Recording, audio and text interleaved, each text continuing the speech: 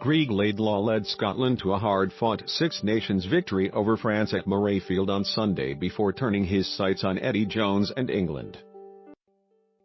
The Scots had gone behind after only 3 minutes to a Teddy Thomas try and were playing catch-up for most of the match but simply refused to let the French get away.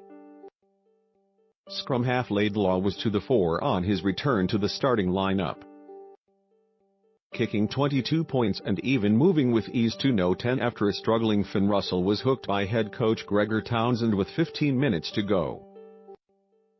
Afterwards, he paid tribute to the resilience of his teammates in bouncing back from their Welsh mauling and revealed he was confident they could handle whatever outspoken England head coach Jones sends their way ahead of the Calcutta Cup clash at Murrayfield in just under 2 weeks' time.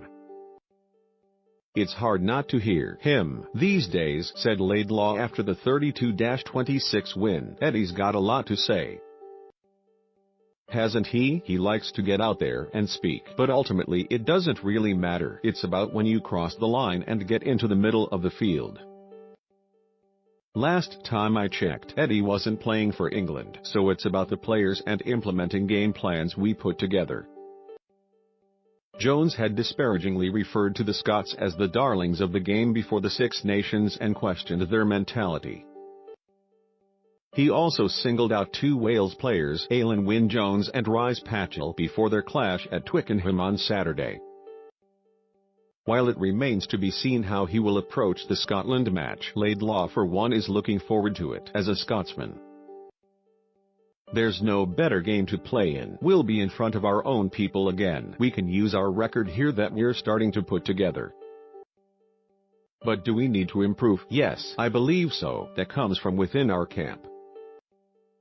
It will be an extremely tough match, but the score's 0-0 at the minute and the game's yet to kick off," Townsend hailed Laidlaw's influence in steering the Scots to victory and explained his thinking in switching him from scrum-half to standoff with the score tied at 26-26. Removing Russell and putting Ali Price on at no 9. "Getting Ali on. We didn't want to take Greig off because his goal kicking was outstanding," said the head coach. "And he's a very good 10. He jogged through a few plays in the car park this morning as preparation. I'm sure that was enough prep for him. We needed to keep going at the French but wanted to keep Greig on the field. To keep leading and keep kicking well. You probably don't pick up a lot of what Greig does outside of his passing and kicking. That's managing the team, coming in at points when we've conceded tries to help." Captain John Barclay. "You could tell Greig and Ryan Wilson had a bigger influence from how the team responded to errors. Greig made some really good decisions, trailing from the 3rd minute. Scotland didn't draw level until well into the second half, and only took the lead inside the closing 10 minutes. A second straight erratic performance from playmaker Russell remains a concern, with his basic mistakes putting Scotland in serious trouble during a worrying first half." Townsend backed the player he groomed for stardom at Glasgow, saying, "Finn made a few errors, and I'm sure he'll be working hard to make sure things like kicking penalties to touch. He does them better under pressure. He will be under even more pressure in a fortnight against England, who have a very good defence. He did some very good things today in attack, but we know he can play much better. We got more out of the last 20 minutes than the French. So that's a credit to our fitness to bounce back not just after last week but a couple of setbacks.